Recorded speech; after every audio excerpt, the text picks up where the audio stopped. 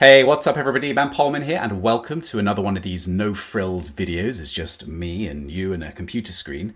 These are videos for members of the producers agency where we get to discuss the topics, the tools, the tactics to help our agency clients close the gap between their productions and their audiences. If you're new here, welcome. If you're a filmmaker, you can head over to producers.agency to get involved. And as always, this is an open discussion. Let me know what you think in the comments. I'd love to know what you think. So the title of today's video is how to make sure that your film is valuable to the film market. So first thing to note is that this does not mean use the best equipment. It's a mistake that many filmmakers make at the beginning of their career to focus obsessively on the technology and what camera to use, things like that. That stuff is great. That's part of the creative toolkit that you can use to express your idea and bring it to life on screen. But you've heard this before and it's really worth internalizing. Films have been made and sold using just an iPhone. So making a film that is valuable to the market does not mean to use the best equipment. So what does it mean?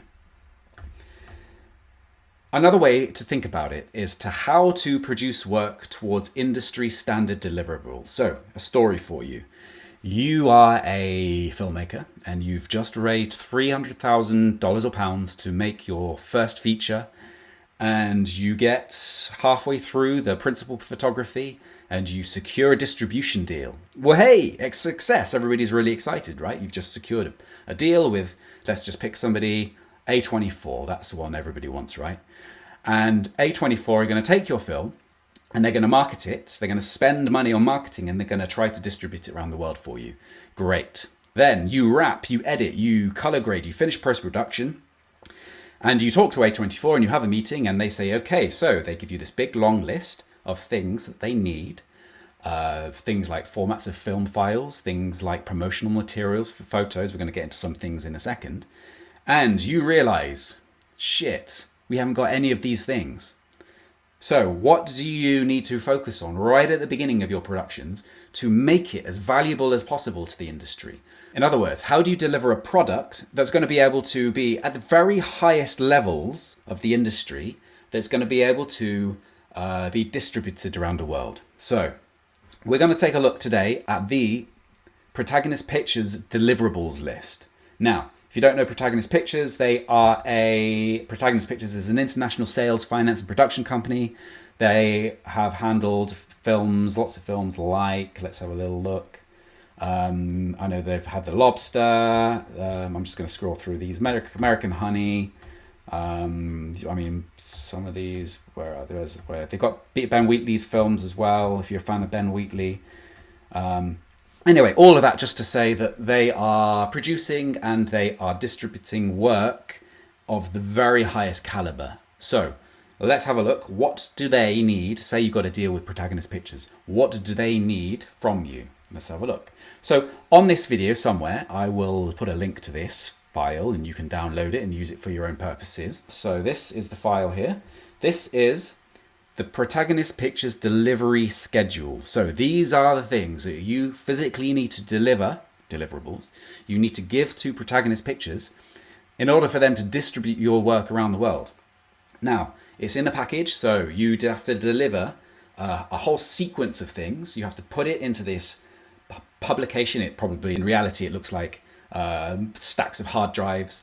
Everything has to be clear, it has to be inventoried, and so I'm going to whiz through this. I encourage you to go through it in your own time. But it's important to say that this is the producer's or the production company's responsibility. And if some of these things don't hit the standard that they should, it can derail, we'll get to some specifics in a minute, it can derail your entire deal. So as an emerging producer, as a first-time feature director or producer, you need to understand what these things are and be working towards these. But it's useful to mention that these are things that you can aspire to. You know, you don't have to be making work to this standard right now, but it's useful to know the trajectory, like where are you heading. So let's have a look at these. So all of these delivery items are expected to be QC, that means quality checked and approved prior to delivery, and these QC reports should be delivered to the agent I guess that's the person that you're in contact with at Protagonist Pictures, along with each delivery item. Where any delivery item fails, agents own QC check. So if anything fails Protagonist Pictures quality check, then the principal, that's you, will be responsible for any corrections, redeliveries, or any subsequent QC costs, irrespective of the result of the principal's original report. So you should do a QC report. They will do their own QC report. Now, what are you QCing? What do you need to deliver to them? So section A covers digital cinema masters.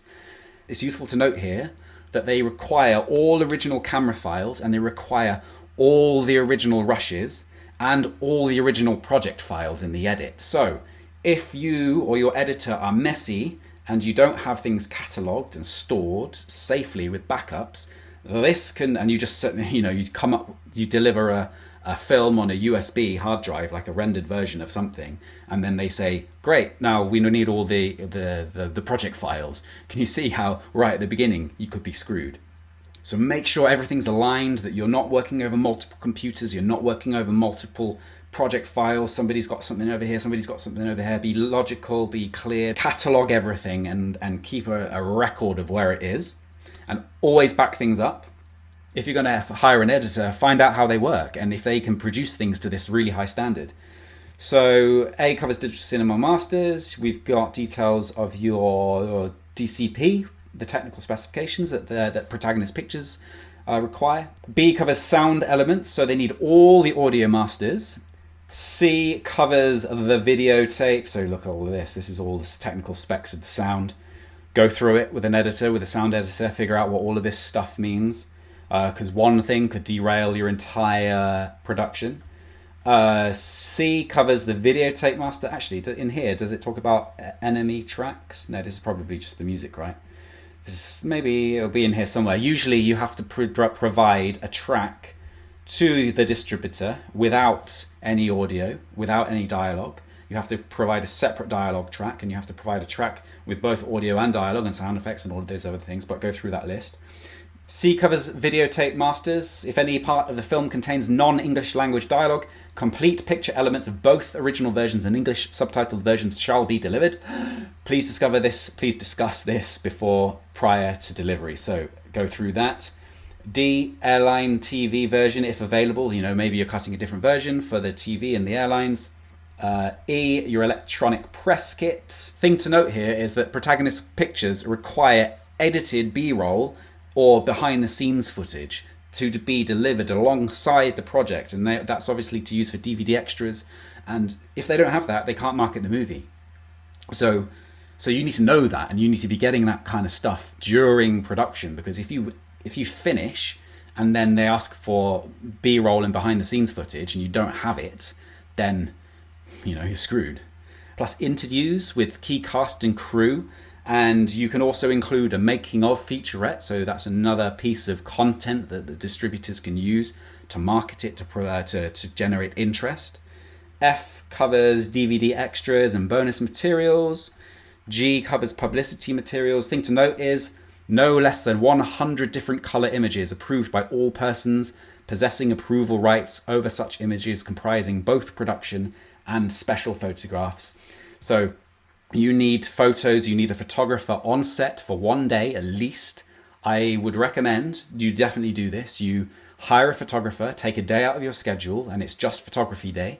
And you have green screen, you take full length of the cast against the green screen. Then you take close-up of the cast against the green screen. Make sure the green screen's lit properly. Make sure that you're hiring a professional photographer. Then you do photos in set, in costume, during the action. And if you have this kind of publicity material up front, then your distributor or your sales agent's going to absolutely love you. H covers music documents, so music cue sheets, licenses, publishing rights, etc., etc. I covers general documents, chain of title. This one's absolutely vital. So this is clear and legal copies of all licenses, contracts, and assignments from the proper parties permitting to the use of any literary, dramatic, or other materials, or whatever the nature of the production, whatever nature used in the production of the film. So what chain of title means is that you should be getting all the creative elements, so the writing, the music, the actors, they should all be signing a contract saying, I understand that I am working for this production, and that this production, you need to own the rights to the music. You need to be able to prove the rights to the scripts. You need to be able to prove the rights to all the creative elements, costume, artwork, design, everything. You can't just turn up and say, oh, I wrote it, it's mine. You have to be able to prove it, right? And if you don't have the contracts up front, then you've got to go back in history. You've got to go back to whoever's involved and get them to sign things back in time, which, how are you going to do that? And without these things, the project can be worthless, right? So you also need personal service contracts, negative cost statement. This one's interesting. So the negative cost is the money that you've actually spent on the production. So it doesn't include things like money that you're going to get back, like tax rebates. So negative cost, things you've actually spent money on. You need a negative cost statement that's certified by an accountant. And again, if you find this out when it's too late, then it's a massive headache. E&O insurance. If you don't know what E&O insurance, it means errors and omissions insurance. You have to have it fully prepaid for 4 years. That's at your expense before they're even going to distribute it. Sometimes, different companies will pay for this for you, depending on the scope and the size of your project. But E&O insurance is, if you've missed anything out, if you've forgotten to get somebody to sign a contract to say, yeah, it's okay to use my piece of art in your work, and you've missed it out, you've completely forgotten about it, you put it in the cinema, and then that artist tries to sue you, this E&O insurance will cover you for that. So you also need US copyright registration and guilds, any information on the guild if you're working under a guild. Section J covers work materials. Section K, the trailer. So if you're producing a trailer and all the technical specifications of all of that. So there's a load of stuff there. Go through it all. Anything else interesting? I mean, lots of it is interesting. Look, how they want the image files. So you can imagine, right? This would be an absolute headache. And then if you're a small team, could add an extra massive amount of expense, or it could increase the amount of time that it's going to take before your work is finished, and you're already thinking about the next one, you're already moving on, and then suddenly you find out you have another 2 months worth of work to complete your project. And don't forget that all of this has to be QC'd. It has to pass quality control, has to be to a certain standard. You can't just bodge these things. And without these things, your film doesn't exist in a state where it can be distributed. So it's good to know, right? It's good to arm yourself with this knowledge. So homework for you, go through this list, figure out what everything is. If you don't know what these things are, take an editor out for coffee, take a sound editor out for coffee, whatever it is, figure out what it is, and use this as a standard to aim towards, to be producing work to the highest quality, to the highest technical standard that you possibly can. So thanks very much, everybody. And as usual, let me know in the comments about your experiences. I'd love to know what you think and how you've approached these things in the past, if you have any tips that might help anybody else. And I'll see you in the next one.